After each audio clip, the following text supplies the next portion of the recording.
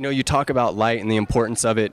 When I look at Darcy Bacha photography.com, one of the things that stands out for me was the way that you capture color. And I know that has a lot to do with light, but when you're working with an athlete, are you more working around their style, or do you feel like you have to help coach them? So, because I know that these guys want to get the best shots for their portfolios as well, so it's definitely teamwork out there. Do you feel like sometimes you have to stage things, or do you really work with the natural light and really try and like fine tune that skill as a photographer? You know what, you talk to any of the riders that I shoot, and I tell them what to do. Like, I will dress them up in the morning if I have to. But yeah, as far, it's really you have to be really vocal and like really good at communicating with the rider. Know what tricks they're going to be doing. Like, if you're in the wrong spot for the wrong trick, like if, let's say somebody's doing a backside 180 instead of a frontside 180, like it might be an ass shot and it might be like a face shot, you know, like, I don't know. It's definitely communication is the key.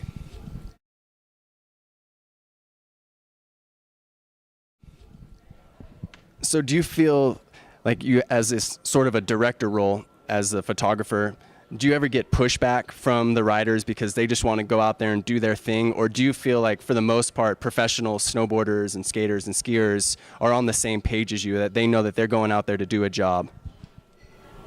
Yeah, absolutely. Every time that I go out, it's usually, like, sometimes if you go out with a video crew, it's much different. Like, the athletes are mostly into, like, getting a video shot, but they also know, like, it has to go both ways. Like, magazine coverage and video coverage is just as important. And that's where the whole thing with communication comes in. Like, they'll do, like, their double corks and their, I don't know, like 1260s or whatever for the video, but it also comes down like, all right, well, like, I had a couple different experiences this summer where we would, for the first, like, for sunset shoots, first 2 hours, like, it would just be like beautiful light on the jumps, and it was awesome for video. And that's when all, like, the hammer tricks got thrown down. But as soon as the sun, like, dipped behind, like, the hill, definitely, like, I don't know, just experience from rider, photographer, like, they just know, like, it's time for the 540s and, like, the cool, like, styly looking tricks. So, That's very cool.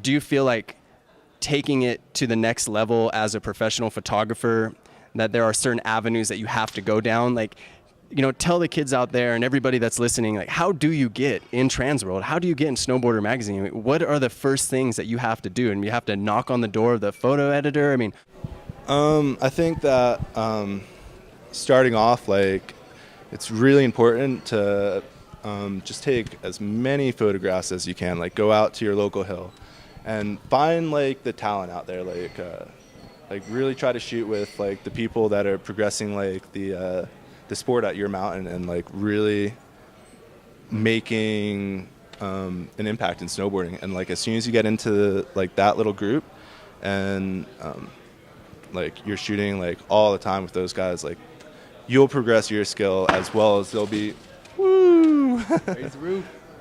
they'll be progressing, you'll be progressing, and it's all about like I said before, like, being good at communicating, like, being well organized as well. Like, as soon as you meet a new contact, you write, like, you put them, like their email in your email. And as far as email too goes, it's really important right off the bat. Like, as soon as you start dealing with companies, before you start dealing with companies, like you want, like, a proper name. Like, you don't want, like, your sick 540 blah blah blah, like, at yahoo.com, you know. Like, you want, like, your name and something that people will be able to relate to you. Like, so I think that's super important to do right off the bat. Like, you need that. And then yeah, it's just as much as it's hard and it's a pain in the butt, you gotta really like, every time you have an opportunity to meet somebody new, like, go and try to meet them, like, talk to them a little bit. yeah, find out a little bit about that person. Like, and it's really important when you make your initial email and your submissions to these magazines that you put your best work out. Like go through it with another friend or whatever. Like, go through it with multiple friends. Like, see what images make the most impact and only submit those. Like your first images make the biggest impression on different magazines. So I think that's probably one of the most important things.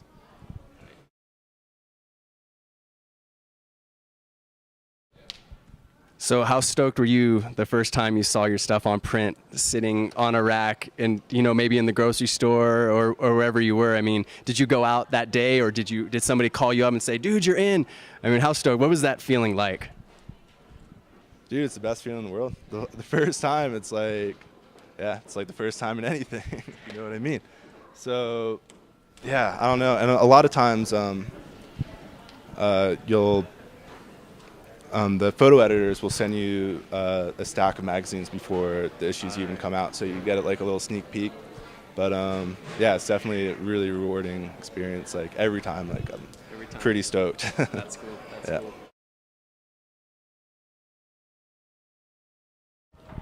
Do you feel like getting into the top level magazines is the most important part, or do you feel like getting into any local scene and just building a name for yourself is the first step in getting you to that top level?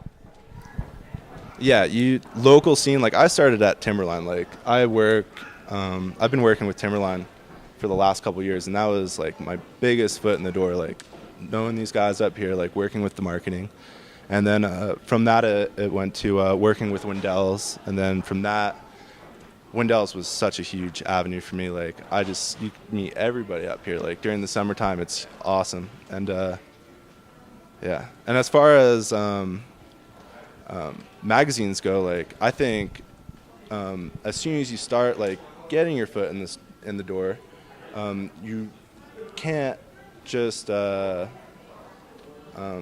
expect to like only be in the U.S. Like, you really have to try to get into the U.S. magazine or the international like magazines. And in some ways, like, I think it's almost easier than the U.S. Like, the U.S. is super picky. Like, they're not like as open-minded as far as like they have like their people already, and like they stick with that. Like, I feel like overseas markets are a lot looser with their content. Like, they're really into just like whatever is like gonna be looking good in their magazines or websites or whatever's going on. And I've had almost more success, I think, internationally than in the U.S. In the